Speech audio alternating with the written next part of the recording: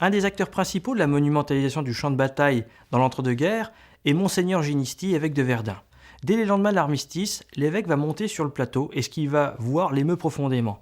La dévastation caractérise le champ de bataille, il y a plein de petits cimetières militaires à droite à gauche, des ossements affleurent à même le sol.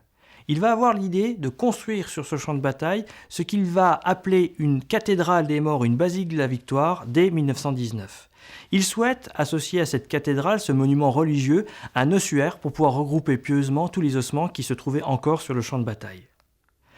Il va créer un comité qui va s'appeler le comité de l'œuvre du souvenir des défenseurs de Verdun, dans lequel des personnalités prestigieuses vont être associées, à savoir le maréchal Pétain, on va avoir le député-maire de Verdun, Victor Schletter, ou encore la princesse Henri de Polignac, dont le mari avait été tué pendant la Première Guerre mondiale. En 1920, c'est le maréchal Pétain qui va fixer l'emplacement du futur monument ossuaire sur la crête de Thiaumont, à proximité de la ferme qui avait été complètement dévastée. La première pierre à être posée l'est en 1920, mais pour autant, ce monument qui n'est pas encore sorti de terre n'est pas le premier qui va être érigé sur le champ de bataille. En effet, la même année, en décembre 1920, le président de la République, Alexandre Mitterrand, va inaugurer le monument de la tranchée des baïonnettes que l'on doit à André Ventre. Ce monument recouvre une tranchée dans laquelle des soldats français seraient morts, l'arme à la main, étouffés petit à petit par le bombardement, et ces soldats auraient préféré conserver leur position, s'accrocher au terrain, plutôt que de reculer, trouvant ainsi cette mort asphyxiée sous la terre. La réalité est tout autre. Entre le 10 et le 12 juin 1916, on est dans le bois Morcher, à proximité du ravin de la mort. Les Allemands attaquent les positions tenues par le 137e régiment d'infanterie. Ils conquièrent ces positions. Il y a beaucoup de morts. Ils vont utiliser donc un élément de tranchée qui ne sert plus comme fosse commune, regroupant les morts. Est-ce que ce sont eux qui ont mis les fusils qui allaient permettre de marquer par la suite l'emplacement ? Ça, on n'en est pas sûr. Quoi qu'il en soit, ce monument de la tranchée des baïonnettes est le premier du champ de bataille, révélateur de la monumentalité victorieuse et mythifiée de l'immédiat après-guerre. À côté de la tranchée des baïonnettes, d'autres monuments plus classiques pour un champ de bataille sortent de terre, des monuments dédiés à des unités militaires. Ainsi, le Lion de Souville, monument qui est construit sur les pentes du fort éponyme, à proximité du carrefour de la chapelle Sainte-Fine, qui marque approximativement l'avance extrême allemande de juillet 1916. Le monument sur lequel est couché un lion mort indique la férocité des combats qu'il y a eu sur cette partie du front. Ce monument a été érigé par les amicales des anciens de la 130e division. Sont énumérées également toutes les divisions qui avaient combattu dans ce secteur-là.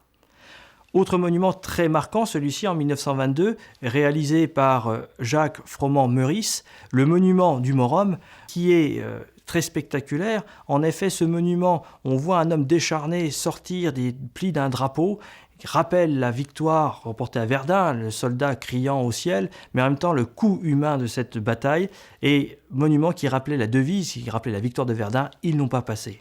Autre monument également, le monument que l'on doit à Grégoire Calvet, au Bois des Corps, qui sera inauguré en 1922, à la mémoire du lieutenant-colonel Drian et de ses chasseurs tombés dans les premiers jours de la bataille.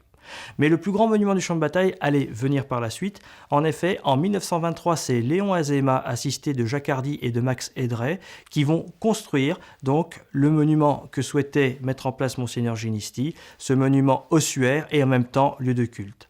En 1927, le monument n'est pas terminé que les ossements sont transférés de l'ossuaire provisoire vers le nouvel ossuaire. Cet ossuaire va accueillir les restes de 130 000 combattants. Alors ce monument ossuaire, il est composé de 3 parties lorsqu'il est définitivement fini en 1932, une date de son inauguration. Il comporte une tour-lanterne, il comporte une longue galerie dans laquelle on va avoir les tombeaux sous lesquels on va retrouver les caveaux où ont été regroupés les ossements. Et perpendiculairement à l'ensemble, on va retrouver une chapelle catholique. L'ossuaire domine une nécropole, une très grande nécropole. Il était prévu dès le départ d'associer à cet ossuaire une nécropole qui va regrouper plus de 16 000 corps. Cet ensemble monumental sur la crête de Thiaumont va être complété avant la Seconde Guerre mondiale par la réalisation par Georges Moïse Stern du monument qui est dédié aux combattants israélites, français, alliés ou volontaires, morts pour la France. Ce monument, dont l'élément central sont 2 tables de la loi sur lesquelles ont été écrits en hébreu les 10 commandements, a été caché par les Allemands pendant la Seconde Guerre mondiale. Il est en partie dégradé, mais il n'a pas été détruit.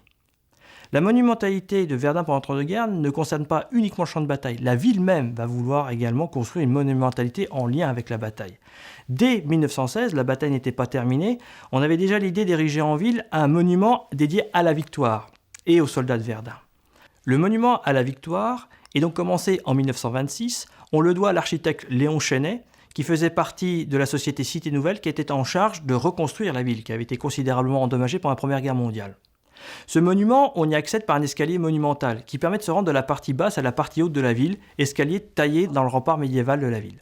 En haut de cet escalier, une crypte large qui était prévue au départ pour accueillir le corps des 7 soldats qui n'avaient pas été retenus, des 7 soldats inconnus qui n'avaient pas été retenus pour reposer sur l'Arc de Triomphe à Paris.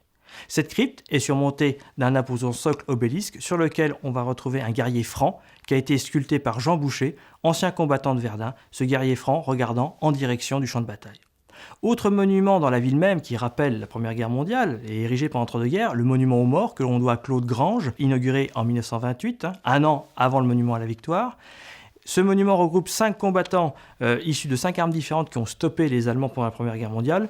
La partie centrale, le personnage central étant le fantassin, le soldat, les piou-piou puis poilus, ayant subi les plus grandes souffrances pour arrêter les Allemands pendant ce conflit.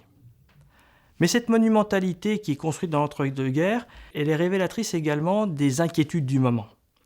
En effet, en 1935, va être érigé au sud du fort de Souville le monument dédié à André Maginot.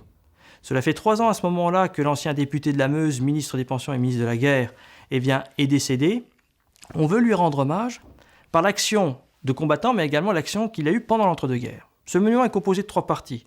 Au premier plan, ont été représentés 3 soldats, dont le sergent Maginot, blessé en novembre 1914.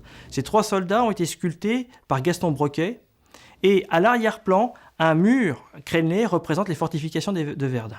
Entre ce mur et ces 3 soldats, un bouclier a été sculpté. Ce bouclier, c'est la représentation de la ligne qui porte le nom de celui qui avait fait voter les crédits pour qu'elle soit érigée, la ligne Maginot.